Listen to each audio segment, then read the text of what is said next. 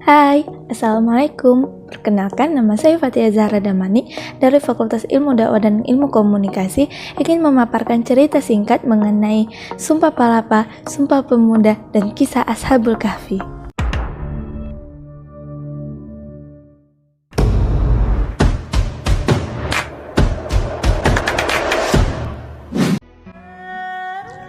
Sumpah Palapa atau Amukti Palapa merupakan sumpah yang diucapkan Mahapati Gajah Mada dan menjadi awal kejayaan kerajaan Majapahit.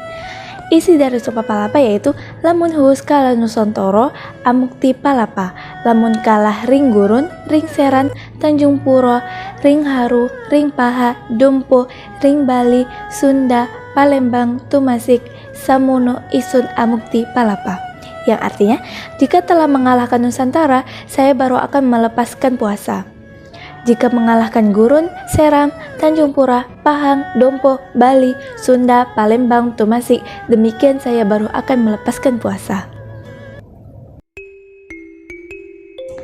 Sumpah Pemuda adalah satu tonggak utama dalam sejarah pergerakan kemerdekaan Indonesia. Ikrar ini dianggap sebagai kristalisasi semangat untuk menegaskan cita-cita berdirinya negara Indonesia. Adapun isi Sumpah Pemuda yaitu Sumpah Pemuda. Kami, putra dan putri Indonesia, mengaku bertumpah darah yang satu, tanah air Indonesia. Kami, putra dan putri Indonesia, mengaku berbangsa yang satu, bangsa Indonesia. Kami, putra dan putri Indonesia, menjunjung bahasa persatuan, bahasa Indonesia. Sumpah Pemuda mengajarkan nilai-nilai persatuan bangsa dan membuktikan bahwa perbedaan yang dimiliki bangsa Indonesia ternyata dapat disatukan sebagai perwujudan Bhinneka Tunggal Ika.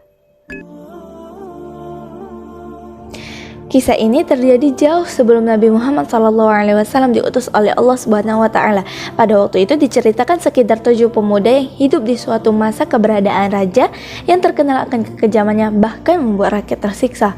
Raja tersebut dikenal dengan nama Diclianius, yakni seorang penyembah berhala. Raja tersebut memerintahkan dan memaksa seluruh rakyatnya untuk menyembah berhala.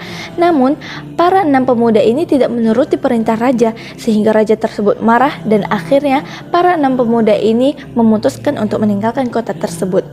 Dan di tengah perjalanan mereka bertemu dengan pengembala dengan anjingnya yang ternyata sama-sama memiliki keimanan kepada Allah Subhanahu wa Ta'ala, dan mereka pun pergi ke dalam sebuah gua untuk beribadah di dalamnya.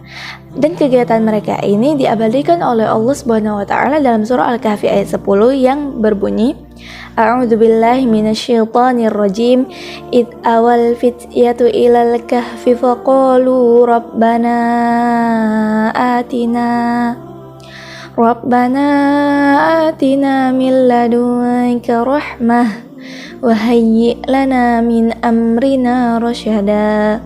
Ingatlah ketika pemuda-pemuda itu berlindung ke dalam gua, lalu mereka berdoa, ya Tuhan kami, berikanlah rahmat kepada kami dari sisimu dan sempurnakanlah petunjuk yang lurus bagi kami dalam urusan kami. Baiklah, demikian cerita singkat saya mengenai Sumpah Palapa, Sumpah Pemuda, dan kisah Ashabul Kahfi. Semoga cerita singkat ini dapat menambah wawasan kita semua. Lebih dan kurangnya saya mohon maaf, dan kepada Allah saya mohon ampun. Wassalamualaikum warahmatullahi wabarakatuh.